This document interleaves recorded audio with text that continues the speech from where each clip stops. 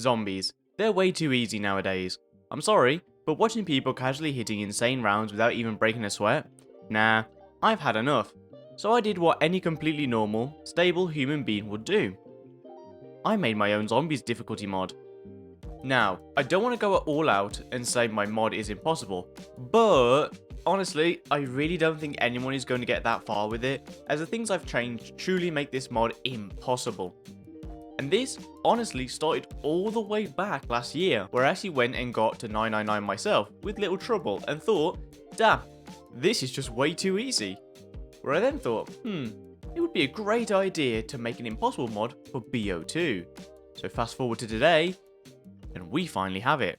So let me show you exactly why this mod will force you to quit.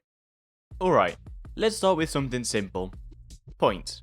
In classic zombies, we love to point farm, and honestly, I'm tired of it being abused so players can get set up on round 5. So I decided to change it.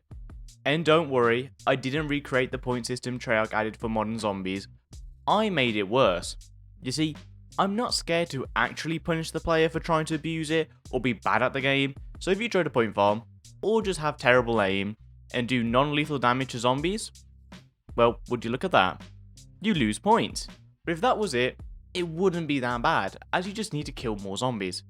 But you see, I've also changed it so you only get 90 points for knifing and 70 points for headshot, because 130 points for knifing and 100 for headshot felt a little too easy. But let's say, somehow, you still managed to save up points. Good for you. Too bad the economy in my mod is garbage, as I've decided to make it a bit more realistic and added inflation to the game. So now, everything in game has a higher price, like doors, perks, pack-a-punch, and the box. That depends on the game. One game, your door price could be 750, but it could also be 1,500. And if you thought I would stop there, you clearly don't know me. As for war weapons, I decided they needed to be somewhat nerfed, so the cost to buy the weapon and its ammo will exponentially get higher and higher every single round. So make sure you get it at an affordable price, because soon enough, it won't be. But did you know that there are ways of losing points that isn't you buying things? No? Well, how about taking damage? In other games, whenever you take damage, you get a bit of a red screen, but that's about it.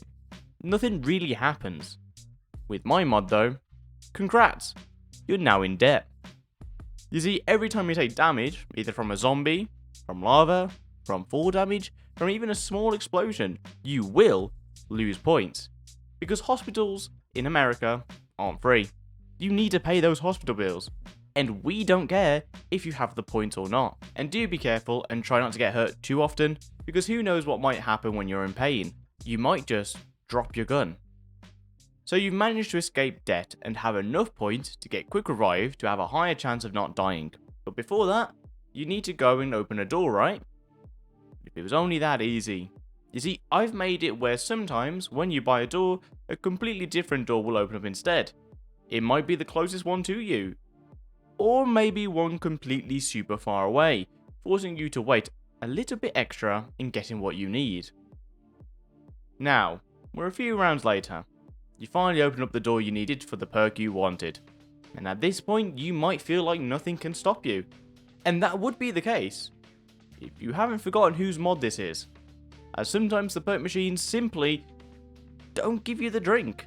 It gets stuck. So now you're stuck with no points and no perk. But the real problem is evil perks. And their twin, evil drops. As sometimes when playing this game, you're going to be faced with these evil versions of things. Currently, only evil perks and evil drops.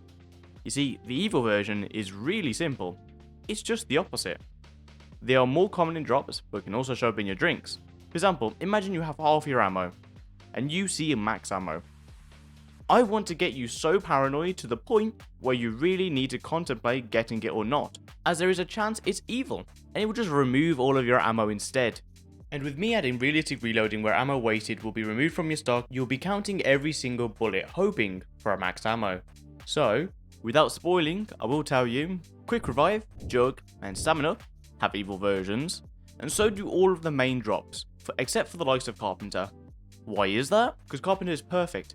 it shouldn't be touched. It's a benevolent drop with no evil intentions. So whenever you see this drop, you can always be sure to pick it up without hesitation, taking it from one of the worst drops to one of the best.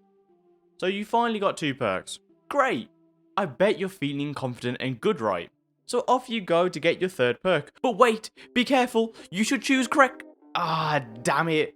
I did try to warn you. You see, whenever you buy your 3rd perk, it does a quick revive and disappears. So whenever you buy it, do be careful and do remember, it's the 3rd perk you buy. Quick revive did try to warn you, but you just didn't listen. Okay, special rounds. Something every game does at least once. Some give you dogs, some give you vermins, but are they really special rounds? Whenever you play a special round, you play it like normal, with the only difference being the enemy type and that they give you a max ammo. Except for that, they really aren't anything special. Well, I'm here to change that. So now introducing starkly special rounds, which actually do change the way you play. For every 5 rounds, a unique attribute will be added to the round. Without spoiling too much, as you will probably never reach round 10, there are currently 4 unique special rounds. And out of the 4, I will tell you the one you get on round 5. As if you were to reach round 5, you might start to notice that you aren't losing points when shooting zombies in the body. So your first thought might be towards me finally being nice and making it so you don't lose points. But nope. It's just you aren't doing any damage, as round 5 is headshots only. So good luck if you don't have a good gun ready for it. So imagine after everything I've done, it still wasn't enough to make you instantly quit. Well, one thing that might make you is the zombies. You see, everyone complains about the 11+ hit system in modern zombies. And I for one, agree. I don't think we should have 11+ hit. Hell, I don't think we should have 2 to 3 hits either. Let's be realistic. So I've made it so that the zombies one-shot you. And before I hear all of you screaming at me, don't worry.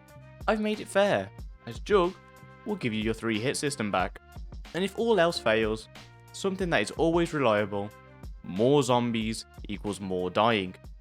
So I've changed the horde size from 24 to 256.